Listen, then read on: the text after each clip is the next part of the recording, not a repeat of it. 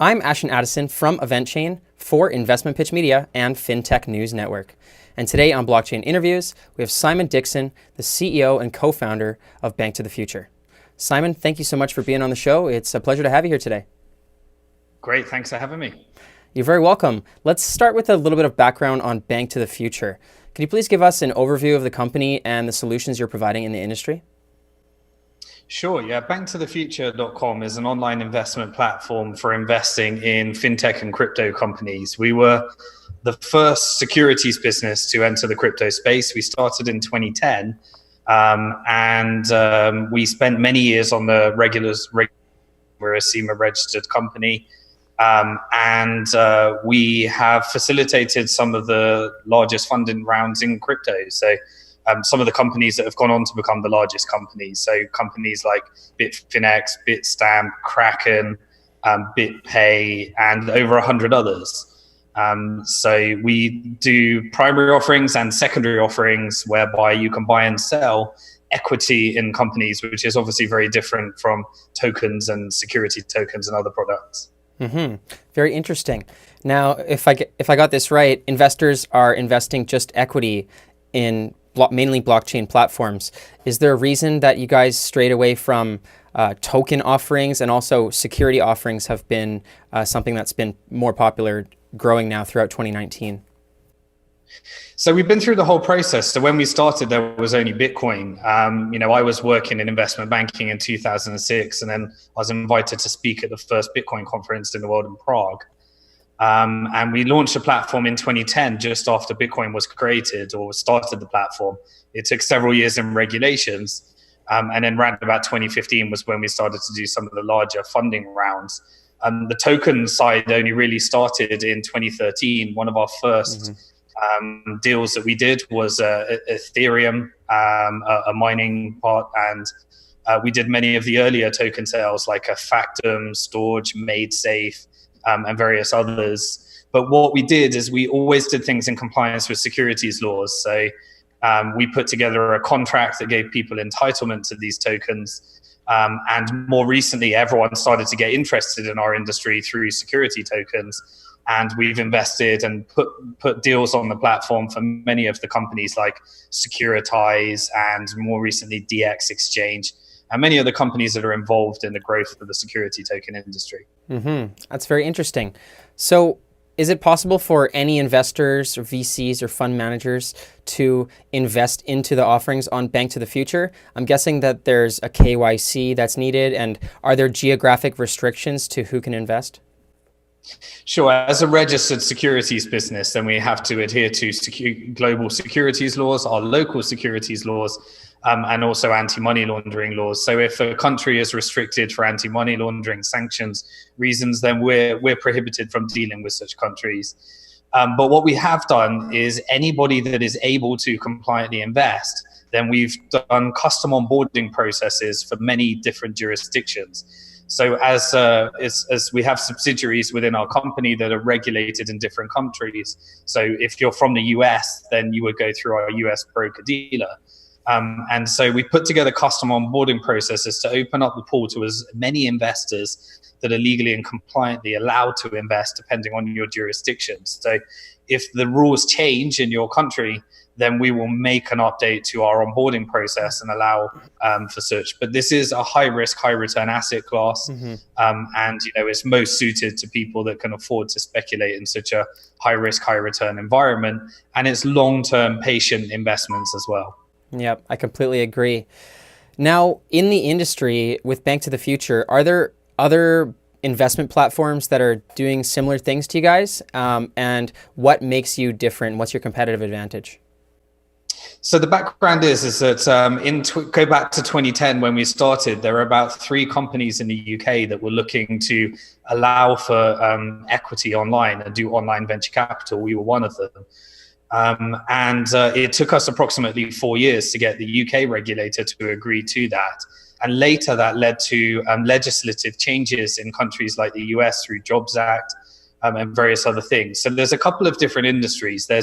We were around for the birth of online investing, and then having spoke at the first Bitcoin conference and being early investors in Bitcoin, we never needed funding because the Bitcoin investments facilitated our growth. And so we really dedicated the platform to supporting this industry in a time when no venture capitalists wanted to invest in the industry. Nobody was interested in the industry. And so many of those early deals were done through Bank to the Future. And more recently, the industry has changed and there's been a lot of interest, obviously. So at the moment, you might find blockchain-based platforms that are allowing for tokens and various other products. Or you might find online portals which allow for investing in equity.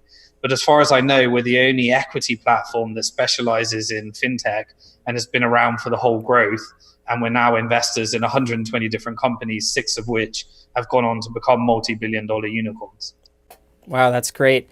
And I could see how regulations, especially starting now from scratch, to jump through all of those hoops to set up properly and do it the right way would obviously be a big barrier to entry for people that are looking to compete with somebody who's already grown. Well, we're all for competition, so we often invest in our competitors. So, you'll see deals on our platform. We for people looking to get into security tokens. We've done other, platforms that do online investing, more recent incumbents. We're here to support the growth of the industry and provide the best investment opportunities we can find for our investors. And if that means that we fund somebody that's looking to compete with us and disrupt us, then we'd rather be an investor in them and support the industry than look at it as non-competition.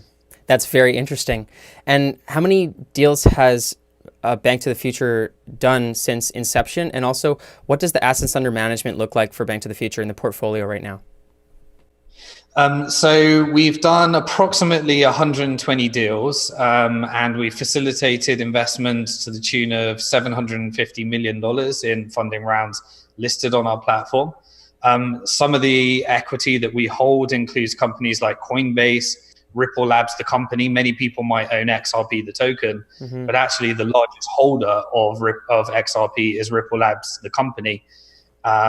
Circle, Bitfinex, Bitstamp, Kraken, and many other companies in the industry. Shapeshift. It's sometimes tricky to remember all of them, but that's the total number of investments. In terms of the value of all the equity that we hold, I haven't actually done that stat. It would be a very useful one to get, I think, but it's we've got several unicorns in there. That's amazing. And traditional investors, when they're looking at a deal, they usually take into account the power law rule, where a lot of investments that they go into, only 10% or so turn into unicorns.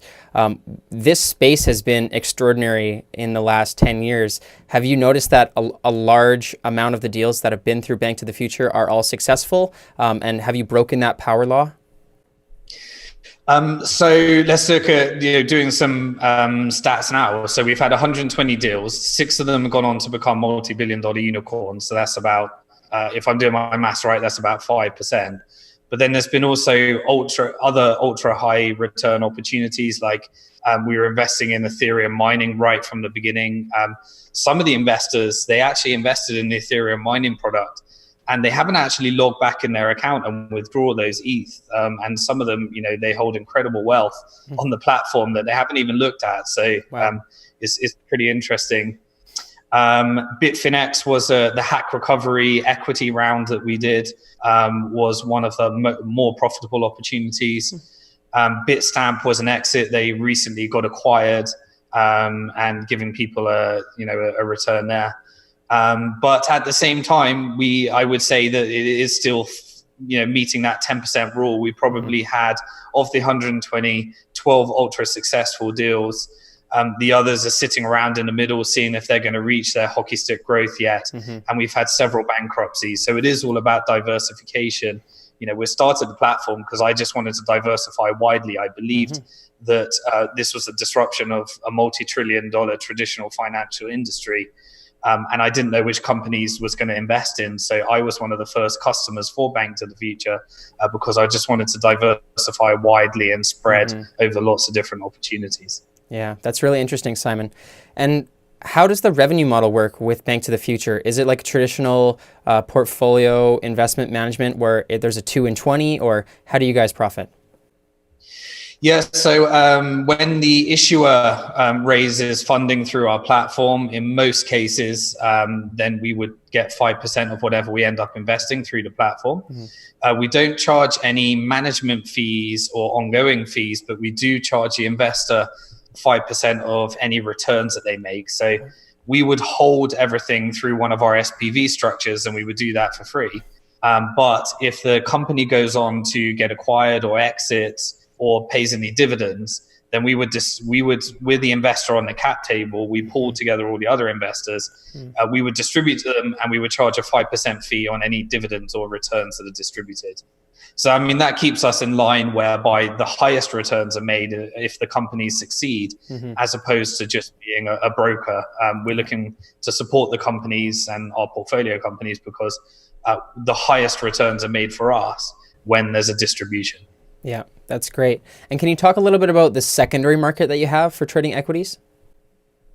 Yeah, so we recently launched into beta our secondary market. So deals that are becoming household brands, and maybe some of our investors want to, realize or liquidate, then we have an over-the-counter order book whereby new investors can maybe come in and get exposure to some of the companies that they might have missed. And they can diversify into companies like BnkToTheFuture.com or Ripple Labs or Bitfinex or some of these other companies. And our investors, they can place a sell order as well. It's not a deeply liquid market like a token market or anything like that. It's more for long-term investing, for building a portfolio. But we allow people to place those buy and sell orders so that they can get earlier liquidity than a traditional venture capitalist might be waiting for the full exit. Mm-hmm. Interesting. And you mentioned that was in beta. Is that what you're focusing on with Bank to the Future in terms of expanding and growth right now? Or do you guys have other plans to release more things throughout 2019? Yeah, so the secondary market is where we're, really focusing our attention right now. We're just expanding the ways in which people can invest in the secondary market. We've announced a couple of acquisitions recently. So we just acquired altcoin.io, which is a decentralized exchange that we're looking to integrate with many of the tools that we've built at Bank to the Future. So in allowing people to invest in securities, we've developed a lot of processes to make that globally compliant with different securities laws. Now we're ready to take some of those processes, take them out of the platform, and allow people to self-custody their own security tokens and trade those in a more decentralized way, but obviously still having to comply with the security law requirements. So really, we're looking to disrupt ourselves through these acquisitions, firstly by investing in other companies building the future. And if these ways we can give our investors choices, if they want to do it in a more centralized traditional way, or if they want to actually do it through some of the tools that are available now, this technology has progressed through the growth of the security token market. That's great. I'm really glad that your team is focused on that, and it seems that a lot of people are saying the future is decentralized, and trading on centralized exchanges is very popular right now, but the trend seems to be, once they get it right, to be able to hold custody of your own coins and funds and do that in a more decentralized manner. So do you guys have a timeline for that? Yeah, so we're working on the exchange. We launched our own token, the Bank to the Future token, in 2018. And in 2020, we're currently working on the regulatory model for the exchange. But at the same time, we've got live products in secondary markets. So we're iterating out. It won't be this year. It will most likely be next year. But we're looking at iterating out and giving people choices of doing it in both ways. My hope is that we end up in the decentralized way, because that's both better for the customer being able to own their own assets, and also the exchange not having to take the responsibility of custodying those assets as well. So my hope is that we can eventually fulfill the promise. But if you look at the ICO market, for example, that was an idea in 2013 with Mastercoin and the Omni protocol now. But it wasn't until 2017 that it got deep liquidity. So you could expect a similar thing. People started looking at security tokens in 2018, I imagine it won't be till 2022 that you'll start to see some deeper liquidity in those markets. I definitely agree. It may take some time. Now, in your expansion plans, are you guys looking for more strategic partners, more investors, or just more companies to start listing on Bank to the Future? So we're here to support the industry. We're a mission-led company. We believe that the future of finance looks very different from the past. And, we're here to facilitate the growth. We don't want to start putting loads and loads of deals on the platform. If there is no, what we consider to be a good investment, then we'd rather have no deals and just focus on the secondary market. So at the same time, we want as many investors that are interested in investing in high risk, high return and diversifying into this industry, because we want to push more and more investment into the industry. But it's a question of we're principle led.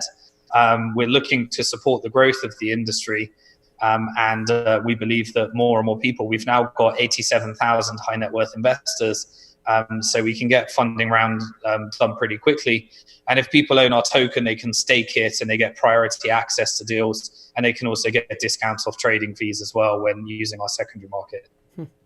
And if investors are looking to learn more about Bank to the Future or get involved, what's the best way to learn more? So splitting it into a couple of things, we're if you can go to BnkToTheFuture.com and you can create an account, see if you qualify to invest. If you're involved in building something disruptive in the future of finance, you can apply very quickly. Send us your deck, and there's an apply button on the page.